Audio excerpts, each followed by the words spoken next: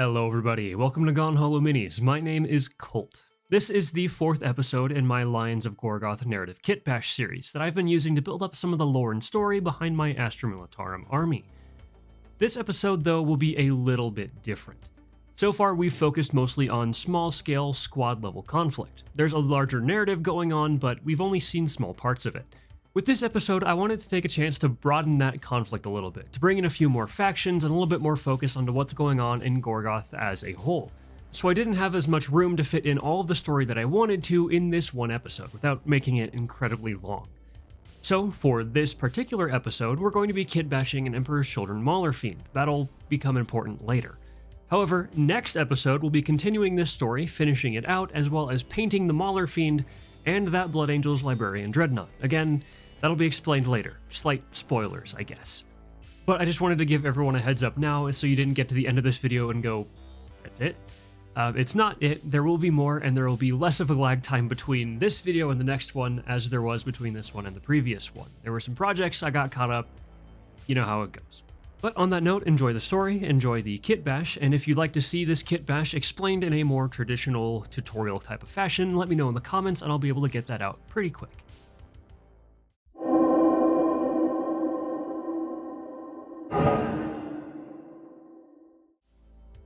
Colonel Madoc's boots struck the plasteel floor with the hollow rhythm of a cracked bell. The headquarters of the General Command Staff for the campaign in the Calvarian sector was a prefab hulk of welded metal and pre-poured ferrocrete. The floors were solid, and the roof only leaked moderately. A significant improvement to the mud-lined command dugouts and line trenches Madoc was used to. This far away from the front lines, Madoc could barely hear the murmur of his guns. Far away from his regiment, his men. Too far. You're pouting. His commissar raised an eyebrow, keeping pace alongside him. Madoc glanced at her from the corner of his eye and found Commissar Drorta von Sell doing the same to him. On her shoulder, clutched to her lapel, bobbed a mangy feline. Amber eyes locked onto his tinted lenses. It opened its mouth and let out a crackling meow. Negative, ma'am. Madoc straightened his shoulders, adjusting the rebreather tube that draped over them. The feline, named Gog by the Commissar after some local Gorgothian legend, had made the 179th Assault Regiment's command dugout its home. And, therefore, Madoc's command staff its people. Many of the colonel's lieutenants simply tolerated him, but the Commissar had demanded the feline be treated respectfully and carefully. Its patchy russet fur was growing in thicker, the scabs shrinking to rough patches no larger than Madoc's fingernail. Looking at him, Madoc saw only Lieutenant Karras, a company whose death was spent for little return. Stop pouting, Commissar von Sell hissed, sharper this time, stopping in front of a plasteel door. She punched an ident code into the door's keypad and the metal slab shrieked backwards on grit-clogged tracks. Inside was a desk, a man, and a giant. The man Madoc knew. Captain General Hector Palvo, a wiry old man from the Mobian domains that had fought most of his wars behind a desk. From the looks of the desk he had brought with him, it might well have been the same one. The other figure, the giant, Madoc could only glance at for a moment before averting his eyes, unsure whether to salute, bow, or prostrate himself. An angel twice over, one of his Astartes, an angel of death bearing a device on his shoulder of a teardrop flanked by angelic wings. His armor was red, covered from the waist down by a tabard of worn black linen. He was helmetless, brassy hair spilling about his armor's neck seal and over his gorget. His face Madoc had seen before, in countless temples on countless worlds, all in effigy to the Emperor's greatest son, Sanguinius. Madoc followed his commissar's lead and bent to a knee. Rise, the giant commanded, voice like thunder from a being as large as an Astartes. Captain General Hector Palvo cleared his throat. This is Lord Captain Calisteel Divok of the Blood Angel's 4th Company. The Space Marine cut him off with a warning glance. I was in the sector when your regiment sent reports of heretic Astartes within the city of Gorgoth. My lord? Madoc started, nodding deferentially to the Astartes, but keeping his eyes on the Captain General. I had requested a summons to question the 179th's lack of orders in the recent weeks. Alvo's eyebrow arched. A Kriegsman questioning orders? The hair on the back of Madoc's neck straightened. He clenched his teeth but bit back a retort. Speak freely, Colonel. Captain Divok crossed his arms, but his face was impassive. as gently unreadable as all the marble statues of Sanguinius that Madoc had ever witnessed. The colonel straightened his shoulders and continued. I believe there has been a misunderstanding. For months now, the 179th Assault Regiment has been ordered to partake in repeated and ineffectual assaults on the outer defenses of Gorgoth. These were met at failure at great cost to my regiment. But 3 weeks ago, an armored thrust led by my regiment was foiled, despite coming close to the Gorgothian outer walls. Since then, we have received no orders. We have remained stagnant. Your point, Hector goaded. The Astartes remained still. I believe there has been a misunderstanding, Madoc repeated, the words coming easier. In the absence of pressure from my regiment, the enemy rebuilds. The lives that the 179th has been spent on nothing. I believe that the reputation of my homeworld's regiments has created a stigma within this general command. The Krieg do not die lightly, regardless of what your statistics show. Our lives are the currency with which we buy inches, feet, yards, miles until the goal is reached and the walls are cracked. We break lines. We take cities. If you wanted someone to hold your back line, you ought to have requested a siege regiment. In the name of our atoned dead, I request an immediate order of action. I have not fought alongside many of Krieg. Captain Divock stepped forward and uncrossed his arms. But I was not led to believe that your homeworld bred hot tempers. Madoc inclined his head. It does not. Krieg breeds guilt and pride in equal measure. For some, that comes in callous patience. For others, it manifests in righteous aggression. Those men are sent to the Assault Corps. We do not wait idly for our atonement. Dog skittered from Commissar Droita's shoulder, scampering across the floor and skidding to an inelegant sit near the Space Marine's foot. Madoc expected so large a being to shoo the feline away, suddenly and painfully aware that the disparity between him and the Astartes nearly mirrored that between himself and the cat. Instead, Captain Divock unclasped the seal of a gauntlet, lowered himself to a knee, and allowed the cat to sniff him. Gog took the offer kindly, sniffing warily for a moment before brushing its scabby head against the Blood Angel's massive hand. A little lion, he murmured, barely above a whisper to him, but plain enough for the mortals in the room. The Astartes stood. The order for your inaction was in part my responsibility. The casualty reports appalled me. I mistook your approach, Colonel, and for that I apologize.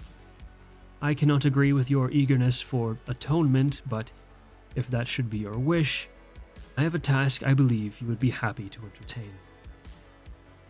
Sergeant 873-7612 Hannah counted the seconds. The noise of her grenadiers shuffling about the Arvis lighter's cabin, the wailing warble of its engines, and the drumbeat of artillery did their best to distract her, but she held the count.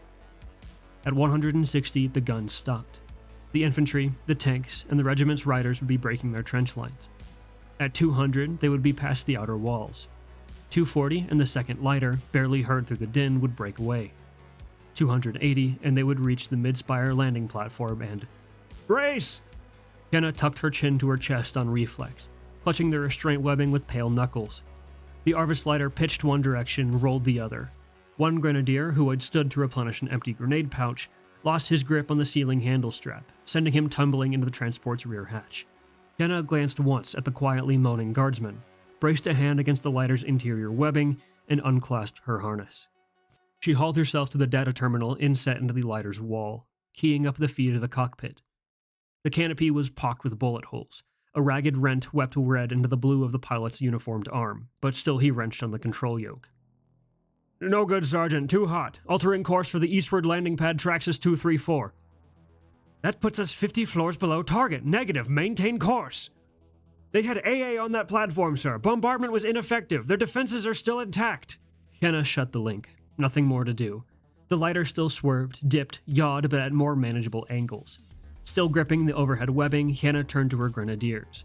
099-2562 Garad still lay slumped against the back wall, concussed, probably dead. Hannah ignored him. Open the hatch, get on the multi-laser, we're landing hot. 791-2232 Lenk stood first, wrestling the multi-laser out from the wall on its servo arm. He nodded shallowly, and Hannah slammed the door control. A hail of ice and lead raced into the Arvis lighter. 791-2232 Lank ducked his head but stood at his gun, spooling the multi-laser to spray his own flurry of las bolts toward the chattering defense weapons. The pilot nosed the boxy transport downwards, angling towards the lower eastward landing platform. The spire itself was of a standard Imperial fashion, buttresses and spires all reaching from a central spine. Landing platforms jutted from the central spire like flattened spines, large enough for 1 or 2 vehicles only, some still cluttered with the sleek, custom-designed vessels of the city's upper spire nobility. Whether the vehicles had been abandoned, or if their owners had taken Governor Narketh's invitation to weather the war in luxury, Hannah couldn't know. Platform Sigma Traxxas 234 was empty, save for a smattering of makeshift barricades and a gaggle of former PDF forces that turned tail as soon as the multi-laser opened up on them. Their uniforms were dyed an uncomfortably fleshy shade of puce, muted stripes of camo still visible through the makeshift dye. Most had jagged slits torn at the neckline, waist, and thighs, so that sickly skin scribbled with winding script tattoos showed through. The pilot set the lighter down, and once Lank had swept the hallway with another patter of multi-las fire, Hannah led down the disembarkation ramp, slapping the feed tube into her hotshot rifle. The internal battery whined, the machine spirit eager and waiting. They had a ways to go. The change in landing platforms put them 50 floors below where they were meant to be, which was already nearly 200 floors below the governor's spire-top pleasure palace. Hannah shivered. That's what it had been called before the cult got its hooks into Gorgoth. Emperor knew what she would find up there now. For her part, Hannah had suggested dropping a lance strike on the tower from orbit, but senior command had preferred to make the governor's death personal and, if possible, public. The skull-helmed chaplain that had come with the Red Angels had shown explicit interest in the governor's interrogation as well. That much almost made her pity the wretch in advance. Almost. The inside of the tower was a honeycomb of individual hexagonal rooms that ran the length of the tower. Each was separated by an articulated cordon, similar to the divisions of hive mag trains, that allowed the structure to shift and breathe as it swayed in the wind. The whole thing creaked and whined, impossible to tell if the noises came from above or below. 250 floors to go, Hannah intoned into her vox feed, following behind her squad as they stepped over the melted remains of the door between the landing pad and the inner spire. That'll put us off time, Lank noted, crouching through the meltamade doorway. Do we risk the elevator? Hannah ducked in behind him. Her boots met rockcrete on the other side. The room was dark, plumes of dust rising at their footsteps. Emptied crates and overturned barrels cluttered the walls, drawing both her eye and the barrel of her lasgun. Unless you've got any other way to make up for an hour of climbing, Hannah rested her lasgun in the crook of her arm and traded it for an auspex. Isometric views of the spire and its floor plan showed just how far off target they were. Other than the elevator shafts placed at the center of the spire, their only option was a single spiral maintenance staircase near the spire's outer edge. Dread's squad down below are on the same timetable we are. We lag behind, they're snapping this spire in half and we'll be dropping along with it. That ended debate. Hannah led out, auspex chirping at her hip to guide them through the honeycomb maze of the spire's interior. The floor they landed on was largely empty. Darkened warehouses, storage closets. Only a squad or two worth of PDF forces met them, and each were subdued and dealt with carefully enough, their bodies stacked behind crates and boxes. There had been a checkpoint by the lift unit, or at least something resembling one. Semblances of military hardware remained, riveted iron barricades, crates of lasgun batteries, but over top of them were piled so many cushions, silken sheets, and Nargiel instruments that the elevator checkpoint could have been mistaken for the common area of a hive spire bordello. Sick sweet air still puffed from the bulbous brass instruments, and Hannah thanked the colonel for reminding her to replace her rebreather filters. The PDF manning the checkpoint had been largely elsewhere, and hadn't put up much of a fight. Two of the corpses weren't dressed in the desecrated PDF uniforms, instead banded with cuffs and chains, draped in more sheer silks. Whether they had been willing participants or not was impossible for Hannah to tell. Not that it would have made a difference. The lift took them 76 floors before the power cut. The platform ground to a screeching halt between floors, doors peeling partially back to let in a sliver of piercingly white light. Got the power just for us. Lank slung his rifle and hauled at the stuck lift doors. Forge right as ahead of schedule down on the 235th floor. Hannah took the other side, pulling back on the metal sheeting. Make for the staircase. The grenadiers slipped through the cracks between floors, dropping onto the ground below 174 levels below where they needed to be. The floor they were deposited on was unlike what they had seen in the rest of the spire, or elsewhere in enemy lines in Gorgoth. There was no checkpoint, no spitting sensors of narcotics. The lights were piercingly bright, and the perfumes and opiates that clouded the air below were replaced with the sharp stink of antibacterials and antiseptics. If it weren't for the shapes shackled to the gurneys that lined the walls, Hannah could have almost mistaken it for Apothecarian. The things on the beds had probably been human once. Hannah could almost believe that. But what had been done to them since? Their skin was a mottled stormscape of lavender and sickly human skin tones. In several places, chitinous, carcinine plates had been fused with the pale skin. In places where the graft had not taken well, silver staples or fine gold sutures had been employed to assist. The facial deformities were the most varied. Some had eyelids pinned back with more golden thread. Others had their noses reduced to whistling, gaping holes. Tangles of tubing attached each patient to a central pharmacopoeia that hung in the middle of the ceiling. Vials of fluids deflecting light like a chandelier, bright enough to make Hannah's eyes sting. Through that door, Hannah motioned to the far wall. There's another room ahead. The door to the staircase will be on the right. 903-0492 Lita took point. Lasgun shouldered, as the grenadiers made for the door. Next to her, Lenk reached for the control panel, and a spear of oily purple chitin erupted through the wall with the screech of rending metal. It caught Lenk through the chest, making as much of a mess of his carapace armor as it had the plasteel wall. The grenadier shrieked, hands clamping to the chitinous growth, lasgun clattering to the floor. On reflex, Hannah and the rest of her grenadiers stepped back. Lasguns rose to shoulders.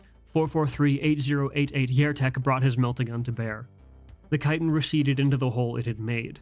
The air around them began to thrum, a low-pitched throb that grew in pitch and intensity until the far wall began to vibrate and Lenk's body began to shiver. Back into the lift shaft. Find handholds in the paneling. Climb!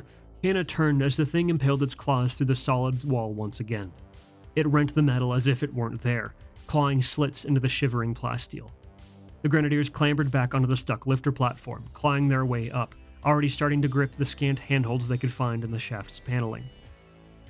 Hannah made the mistake of looking back, of seeing the monstrosity peel one final rent in the Apothecarian's wall, catching glimpses of it through the ragged wounds. It was massive. A hulk of stolen flesh and engineered metal. Fleshy limbs and an articulated tail wrapped in silks supported an immense rack of organ pipes, banded in bronze and whispering a noxious magenta smoke. It wore armor of the deepest purple, so deep she could feel herself lurch forward to fall into it. Its face stopped her. A nearly rat-like muzzle of warp-touch skin ended in a hideous graft to a speaker grill. Narrowed, noxious green eyes met hers, and the thrumming noise stopped. For but a moment. A shriek erupted from the demonic thing, so loud and sudden that it was almost visible. Piston-powered lungs contracted within its armored hide, blasting a concussive wave of air strong enough to rend open the tattered wall. The spire shuddered. Grenadiers clamped their hands to the sides of their heads. "Climb!" Hannah shouted through the ringing. "Climb, throne, damn it!" This was callous. Captain Divok watched the hololith scan of Gorgoth's spire over the rim of a utilitarianly decorated goblet. The smell of blood and wine prickled his nostrils. Chaplain Ishim stood next to him, studying the captain as thoroughly as Divok studied the readout. His goblet, equally devoid of decoration, sat on a rough wooden side table, untouched. "Necessarily so," the chaplain finally answered. "We could have found the traitors without needing to throw away the lives of the colonel's men. Would you have used the bodies of the 4th Company instead of theirs?" Divok nodded shallowly. "We could have met the traitors. I've not fought this warband before, but I know the Dark Prince's consorts. Prideful to a fault. We might have leveraged that. Prideful enough to not meet a challenge. Brother, they are as cowardly as they are prideful. They would have ignored you as quickly as they would have taken your bait. This was the better way. Would our father be so flippant about this decision?" Chaplain Ishim fell suddenly still. Divok met his glare, the chaplain's face nearly matching his leering skull helm for but a moment. The captain took another sip from his goblet. "I apologize, Brother Chaplain. The red runs strongly through me." "As it does with us all." Ishim's face softened. His eyes fell to his untouched goblet. "If we are swift, there will still be time to save the mortals' lives. But we must be a scalpel, Calisteel, not a hammer. My lord, one of the masked mortals called, head bowed. He sat at a Vox station, one hand pressed to the earmuff on his headset. Report from Squad 1. They call for an immediate assistance. They're being chased by... The operator shook his head. They just keep saying the word monstrosity, sir. Captain Divok allowed a thin, shallow smile. Is that enough of an excuse, Brother Chaplain? Ishim ran gauntleted fingers through a graying goatee. Let honored epistolary Onassis accompany you, Brother Captain. The librarian will make more sense of these traitors' monstrosities than you or I ever could. He's not fond of the Storm Raven. Divok turned, donning his helmet, listening as it sealed firmly to his gorget. He thinks it's demeaning. Incarceration in a dreadnought brings new abilities and new challenges. Ishim nodded sagely. But the fact that you've made him do it before means he's fond of you, brother. Ask and he will provide. Celestial Divok nodded, clamping a hand to the sword at his hip and exiting the strategium. Lieutenant Analian, he voxed, tuning out the thunder of his footfalls on the plasteel floor. Ready the Storm Raven. I have a thirst that needs slaking. Thank you all so much for watching this narrative kit bash video. I hope you all enjoyed. If you did, or would like to see a more traditional style of kit bashing video on how I made this Maulerfiend, make sure to drop a comment down below, and I'll be sure to get around to doing that. While you're down there, I'd really appreciate it if you hit all of those other YouTube buttons as well. I know it's a cliche, but it really does help us channels out. Other than that though, make sure to subscribe and turn on notifications to never miss an episode, and until we meet again, friends, be safe, be kind, and don't you dare go hollow.